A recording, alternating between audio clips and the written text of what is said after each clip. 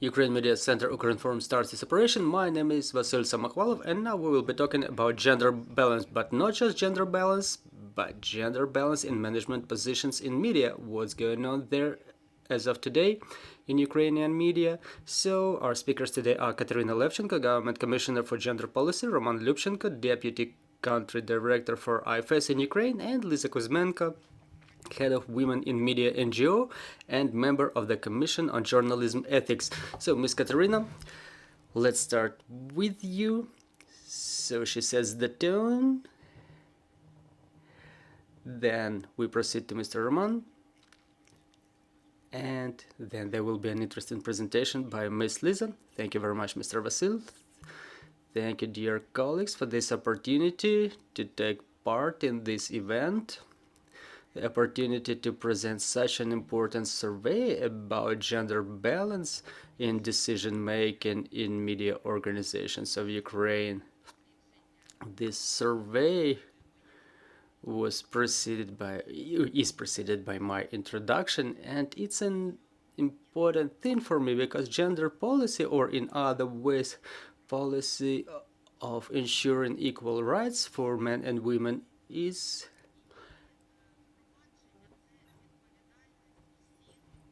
a responsibility of all of the executive authorities, all regional administrations in all areas of government management, in culture, in information policy, and in media, which is more of a self-regulated sector, but state policy is exercised not only by government authorities, but also by civil organizations, international organizations, business organizations, and for me it's a positive example of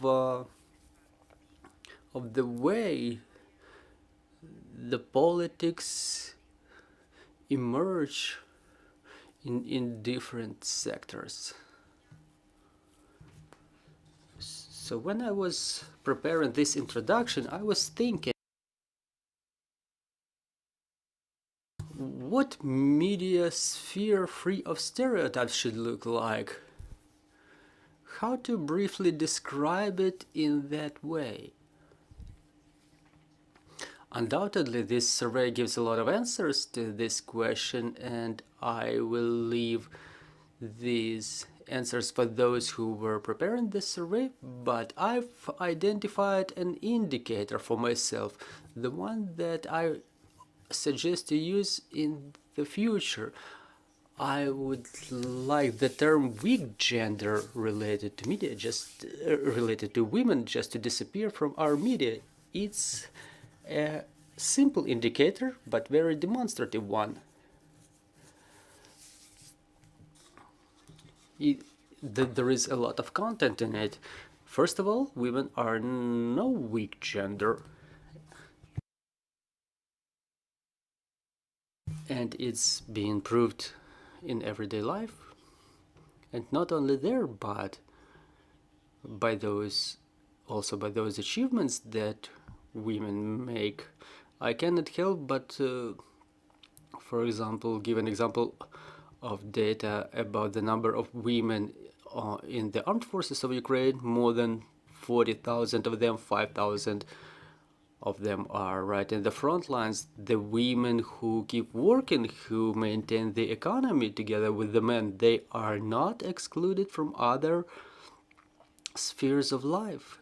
And last year, when I was going on a business trip, I was seeing women with children, with huge bags, with the carts.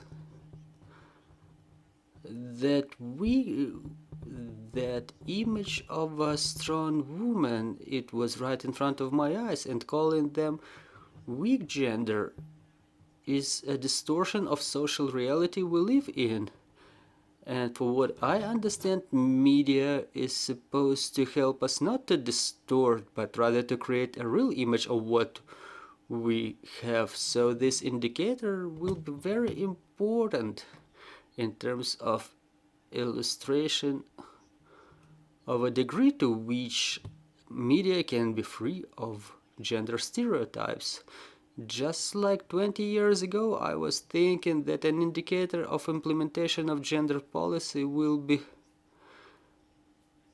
ramps on the roads for the people who use the wheelchairs or who drive the wheel cart, to allow them to move whenever they want. So in the media today, this indicator, this term, weak gender, should just disappear from our use. And another thing I would like to focus on is the fact that gender mainstreaming demonstrated by this survey does not mitigate our discourse about the rights of women. We have to understand it's called the policy for ensuring equal rights for men and women, and working and developing different amendments to regulations, developing different programs, we talk about discrimination against men as well. But unfortunately, there are more inequalities related to women in our society. This is why gender equality policy does not cancel the policy of ensuring women's rights. And this survey that we're having, it very demonstrates the symbiosis of these two areas of policy, and I hope that the results will be perceived seriously by the management of the media organizations that will definitely improve the coverage in this area. Let's proceed to Mr. Roman, thanks to whom we maintain gender balance right in front of you. Well, it was a predictable joke, but I'm not here for this reason. I would really like to greet our partners and colleagues from the organization Women in Media. This survey is very important in our opinion. I represent the International Foundation of Election Systems, and since 1994 we build democracy in Ukraine. You can see what we do right here in the election processes, as it's clear from our name. But when we do it, we always think about equal rights for all the participants of all the processes in all phases. We think about why women do not want to take part in elections campaigns so frequently, to become candidates, to take government offices, why the decisions are made to vote in for a candidate no matter their position on the or their opinion on the equal rights of men and women, and what we can do to improve all those processes. Ms. Katerina mentioned that gender equality is the responsibility of all the government authorities, civil organizations, and basically the civil society. And I want to add that it's also our future, because we're moving towards the European Union, and those elements are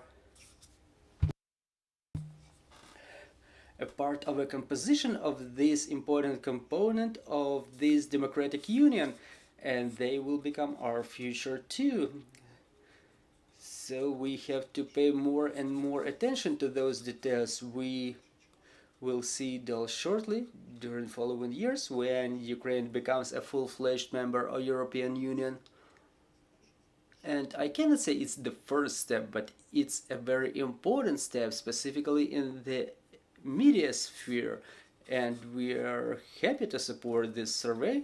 It became possible for us thanks to the financial support of the Ministry of Foreign Affairs of Canada. Is the traditional partner of Ukraine, which supports different processes here, including gender inclusivity matters. We hope to continue this cooperation. And I was checking through this presentation, not presentation, but survey, and I think it has a lot of elements that we can continue working on, something that we will take as a reference point, and we will measure our progress based on them. Thank you very much. So let's pass the microphone to Miss Liza. I know there are different stereotype hypotheses that technical professions in the media are usually male and the journalists are usually female professions. I don't know how these stereotypes correspond with the reality, so let's check it out from your survey. Thank you very much. First of all, I would like to thank the Commissioner on Equal Rights and IFES Ukraine for their support on every phase of this survey. Otherwise, this survey would not be possible, so I hope our cooperation will continue in different formats. So today we're presenting these results, the results of this survey, and it's important to mention that it's one of the first, or maybe the first survey in Ukraine on the representation of men and women in our media management, and it's based on the indicator used by the European Institute of Gender Equality. So we've taken European experience as an example for us. So we've surveyed 173 representatives of Ukrainian media from 168 Ukrainian media. They were different by type. They were printed media, online media, TV, and they were different in terms of their coverage, like nationwide media, for example, Suspilne broadcaster representatives were filling ICTV, 1+1, the biggest media, and also regional and hyper-regional media who also participated in filling this questionnaire. And what we've seen, well, talking about the ownership of the media, yes, there's a lot of women working in Ukrainian media. They really take a lot of management positions, but the owners of the media are mostly men. 38 of those surveyed said that the owners are the men. And there's a lot of answers that final beneficiary is not a man or woman but a business. Also, it's important to mention whether the final beneficiary is involved in the operational activities. So it's not like the men are nominal owners, they also take part in the decision making in media. We've also seen that women are not represented in those positions that contemplate strategical planning in regional media. And some organizations of regional media don't even contemplate a large number of people working there. It's like 2 or 3 persons. And in 17 regional media, there are no women represented in management positions at all. Also, we've noticed a tendency that if more than 2 people are represented in management position, it increases the risk of gender misbalance. In other words, the more positions are in media, the bigger the chance that women will be represented less in the management positions. We've also noticed that the size of a media influences not only the representation of the media, but also a workload on the women. Some women may take a number of management positions at a time, which results in a lack of operational resource. Some positions say that, some media say that due to the full-scale invasion, which resulted in decreasing of advertising services, there was a huge decrease in funding of media, and men just don't want to work for such a small reimbursement, and the media are left only with women. Also, we were asking about the standard operating policies of the organizations, and more than a third of representatives said that their organizations don't have any formalized equality policy. 34% mentioned that.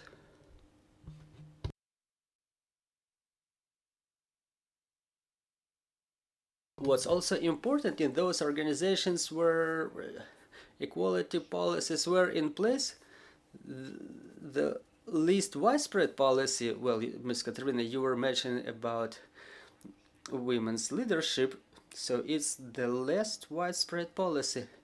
Also, talking about the availability of policies, we were asking whether there were any trainings on tolerance, gender equality, non-discrimination held in those media.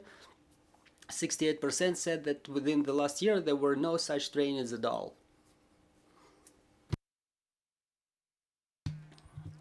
Also, we were receiving such comments from the participants who started filling this questionnaire.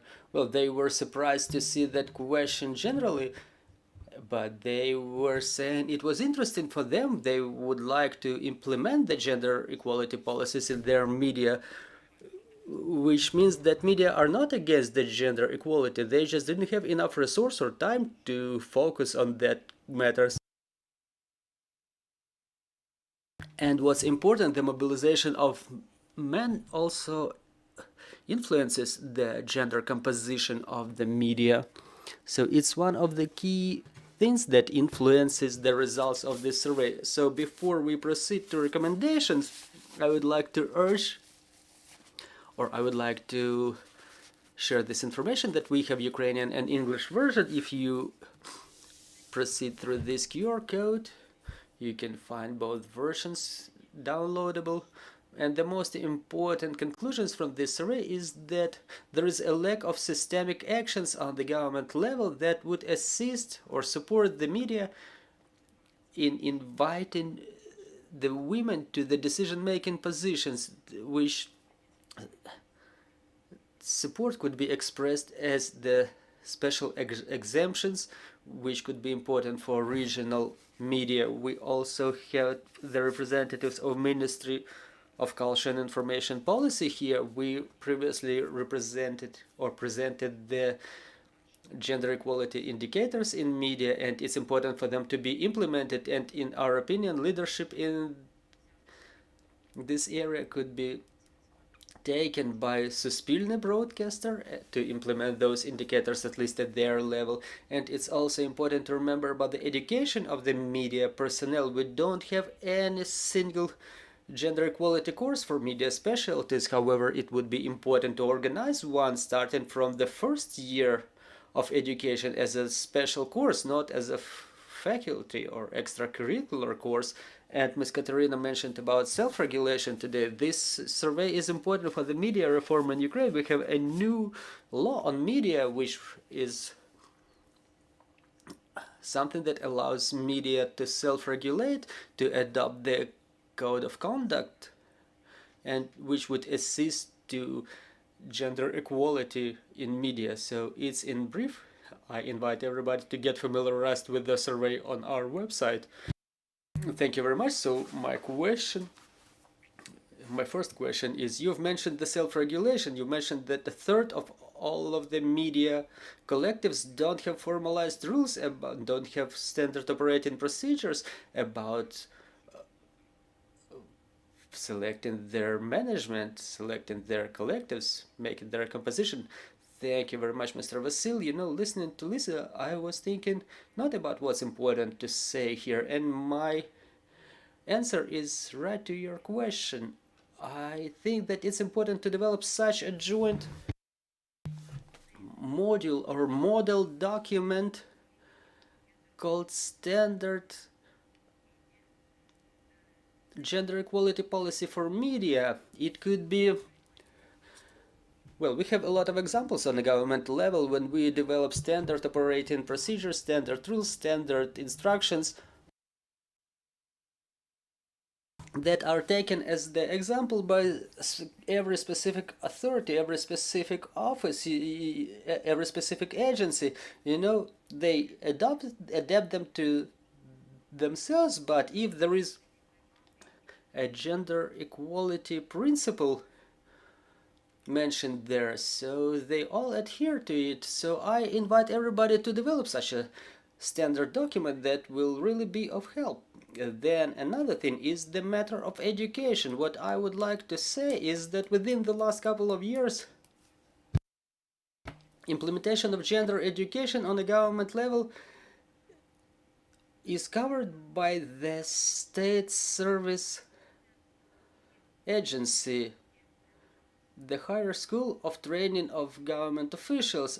I understand that the media representatives are no government officials, but as a proposition, let's talk about it. The Ministry of Culture and Information Policy should be interested in it, in development of courses for the representatives of press services, press offices of the state organizations, state agencies, and then in coordination with international civil organizations, we already have this practice when the trainings are developed not only for those who are the representatives of local governments or central government agencies.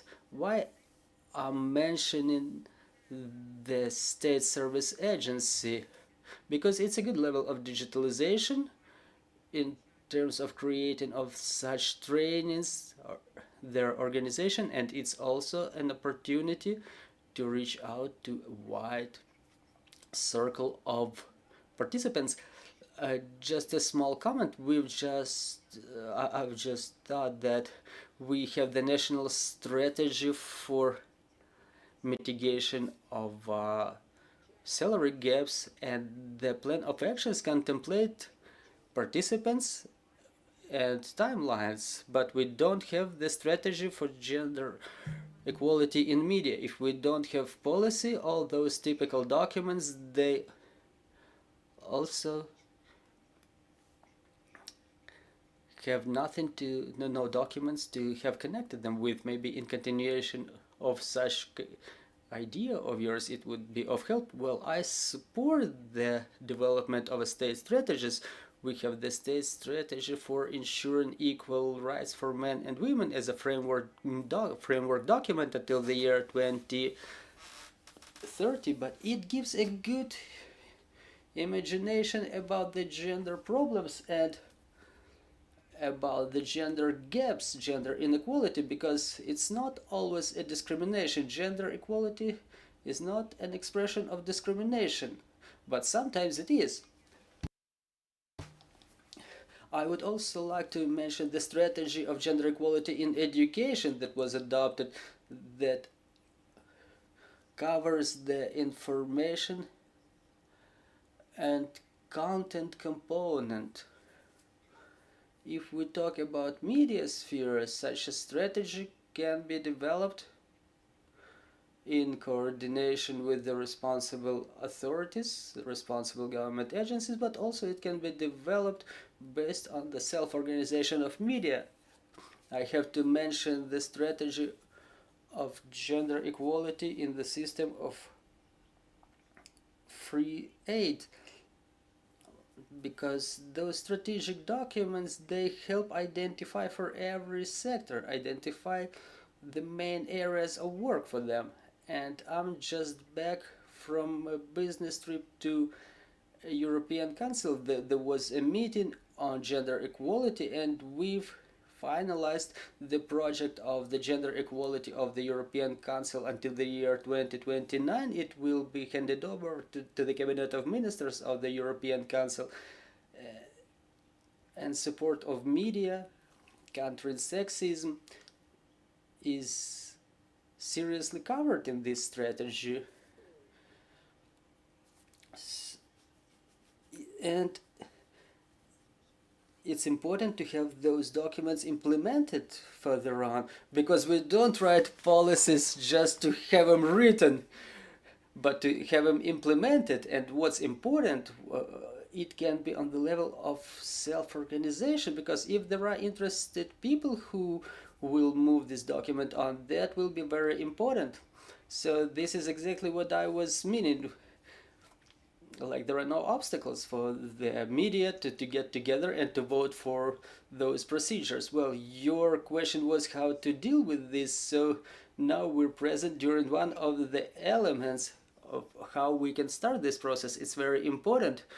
In my opinion, very important was the comment from Miss Liza when she was making the presentation, that media when they were reading the question, they were realizing the situation.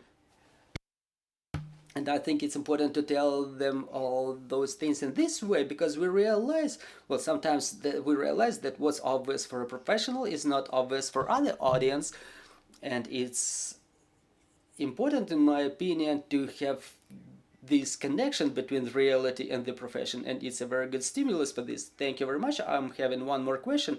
Dear journalists, please raise your hands and we'll proceed to you shortly. So my question is, how relevant now is and how important is this survey?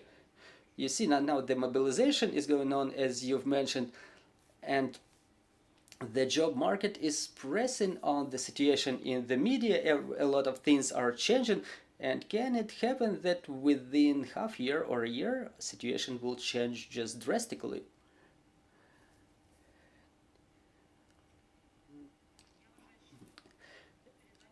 In my opinion, mobilization does not cancel their survey. About all those remarks that are related to mobilization, they are all emphasized, highlighted there.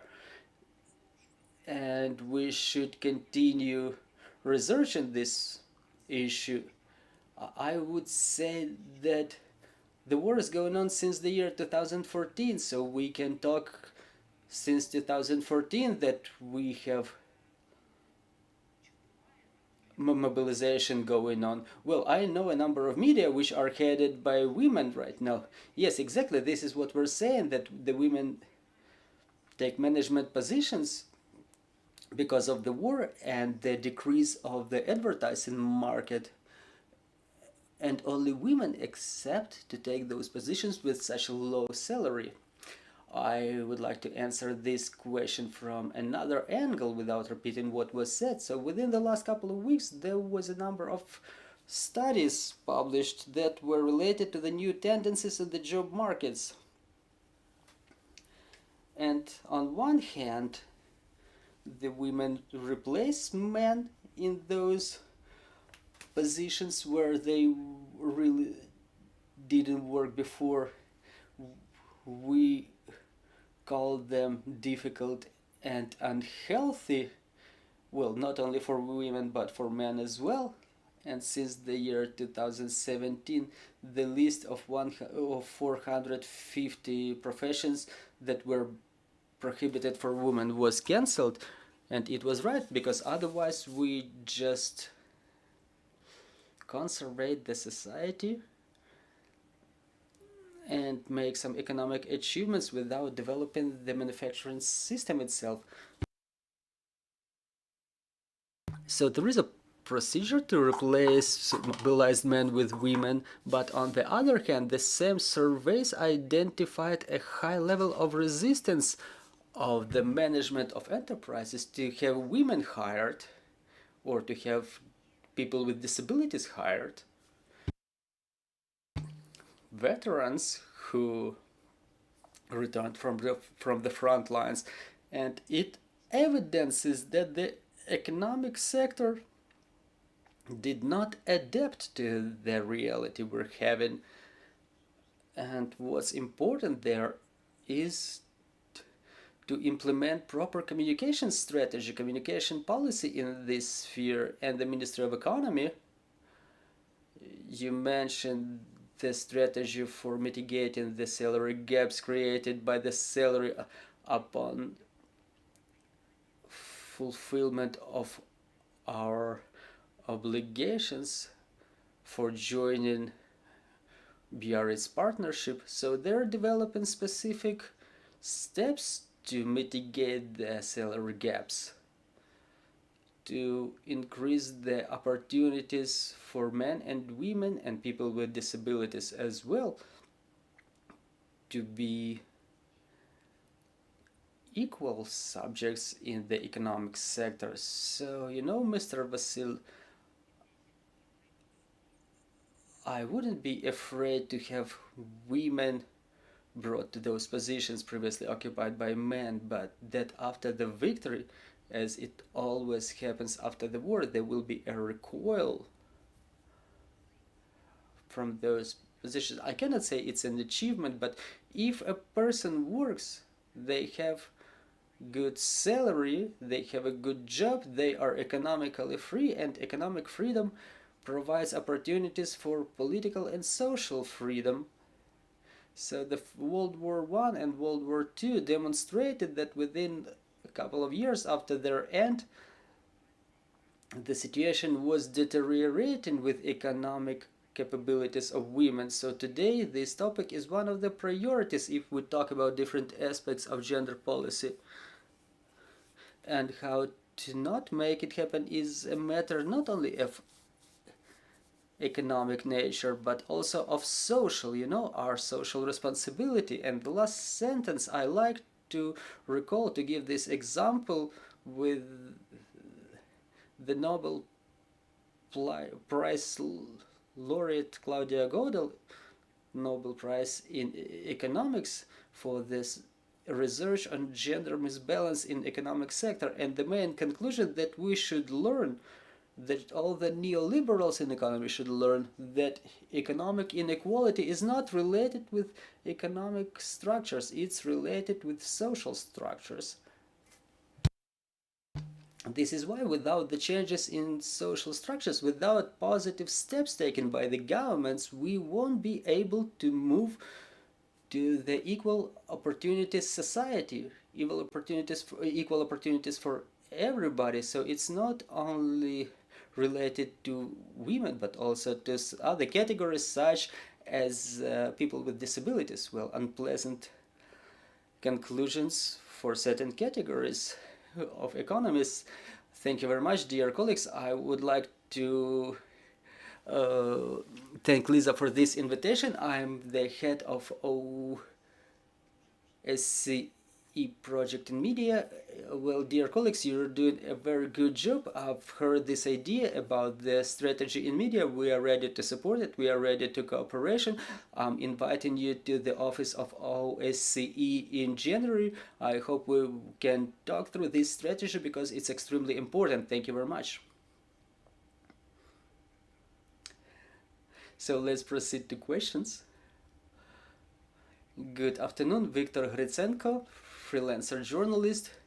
You were mentioning the strategy for implementation of gender equality in Ukrainian media, and I would like to ask, there are such examples when management positions are taken by the women in one media. I'm not going to call the name because I don't want it to look like an offense on the media. So they have 16 women together with the founder and the editor-in-chief, and there are only 2 men in their organization, one of whom is a journalist. It's relatively new media.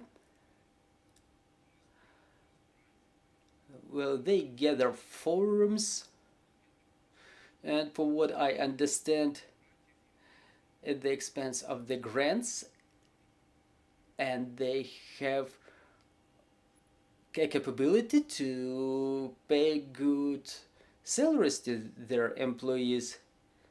So in cases like that, how can we counter the gender inequality?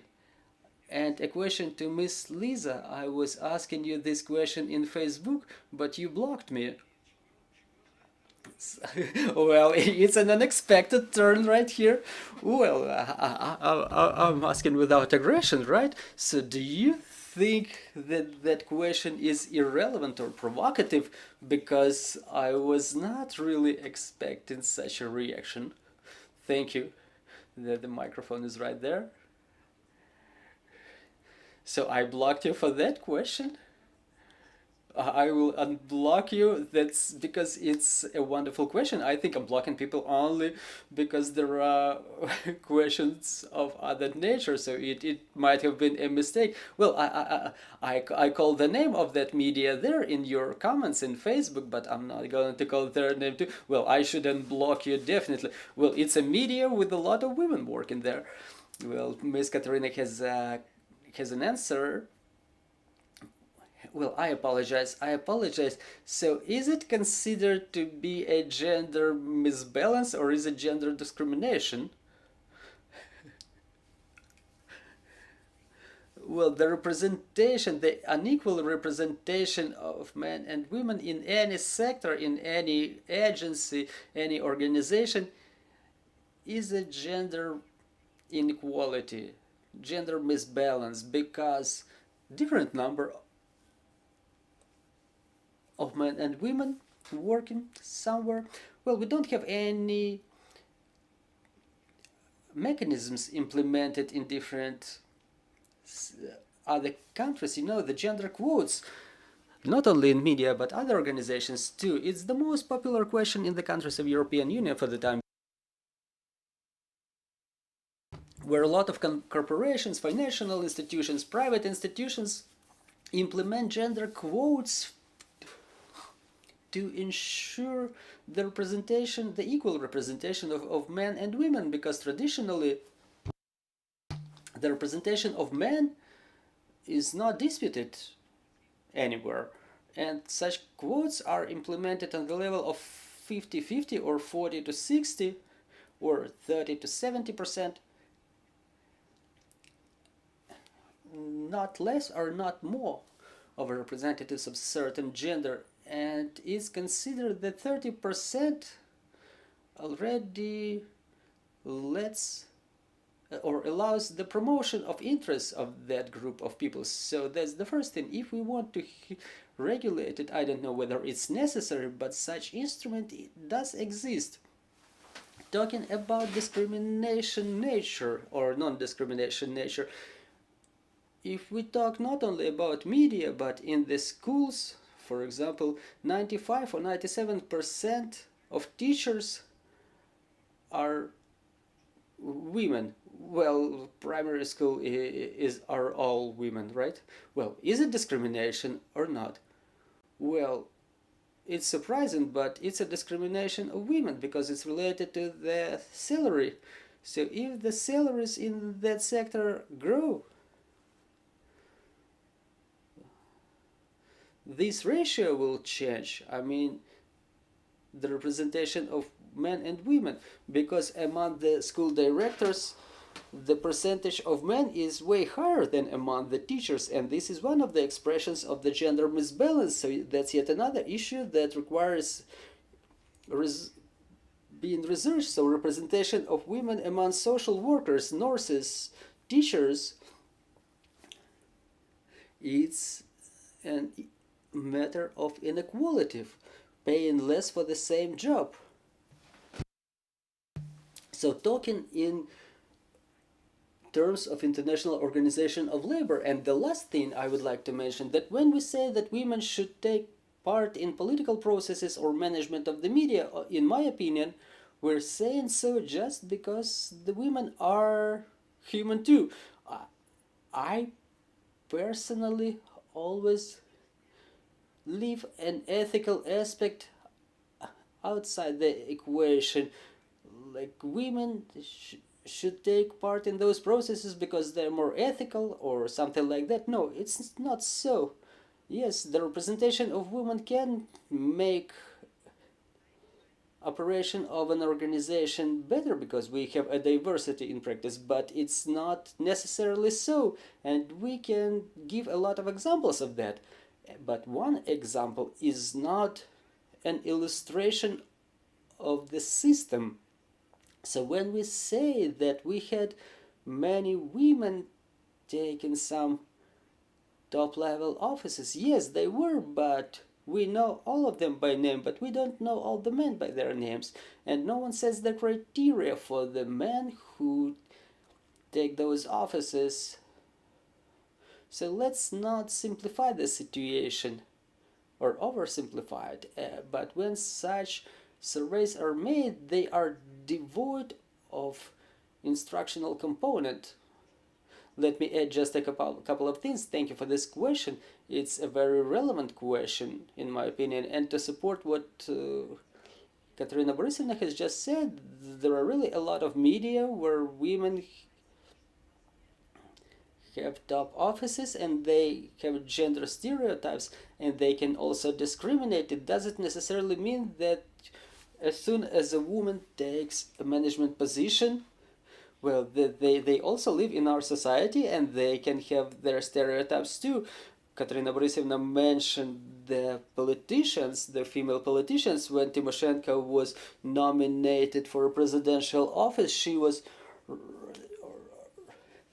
writing a column for Kyiv Post that if Tymoshenko becomes a president, will it ensure gender balance in our politics? But then Yulia Tymoshenko herself was protesting against the Istanbul Convention. So after this presentation, I will unblock you and we will find joint solution. Thank you. So maybe the last question related to media and the others, as Mr. Roman has mentioned, we are striding towards European Union and we're taking a number of obligations. And as Ms. Katerina said, there are government tools. If I'm not mistaken, in France, the companies are supposed to publish the salaries for the positions for the men or women, and if the salaries are different, the company is being penalized. So the question is, self-regulation is good, but to what extent the government should use a whip to make order or to arrange our society in a gender equal way? A very good question. I would like to say that first, before using a whip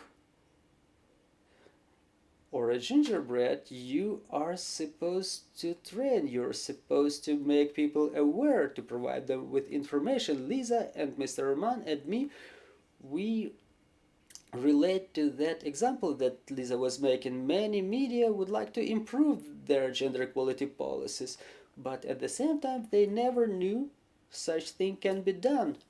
So currently I think that it's important for us to have good information campaign, proper information campaign. We have to learn mechanisms that exist in other countries. I was studying the experience of Great Britain, you've mentioned France, and in Great Britain every company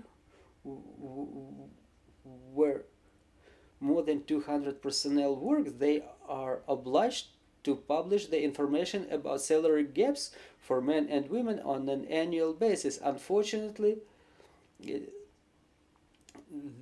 the foreign branches of British companies are not obliged to do so. And I was thinking that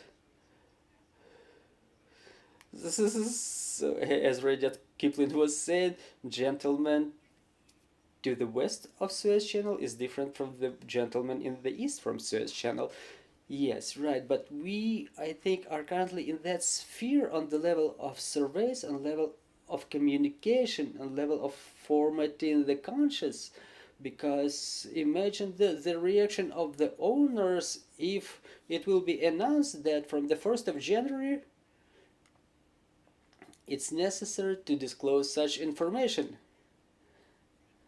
I think that this step won't be in advantage of gender balance, but if we implement some education campaigns with the representatives of media sphere so it's covered properly, and I am an active reader of everything that can be read, sometimes I'm surprised about how a name of a publication can be formulated that is not related to the content, and the content is even interesting,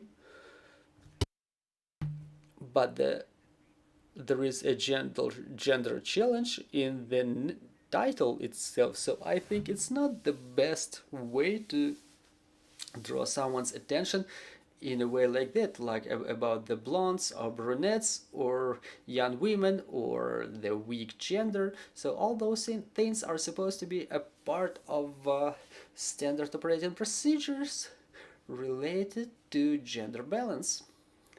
Miss Liza, Mr. Roman?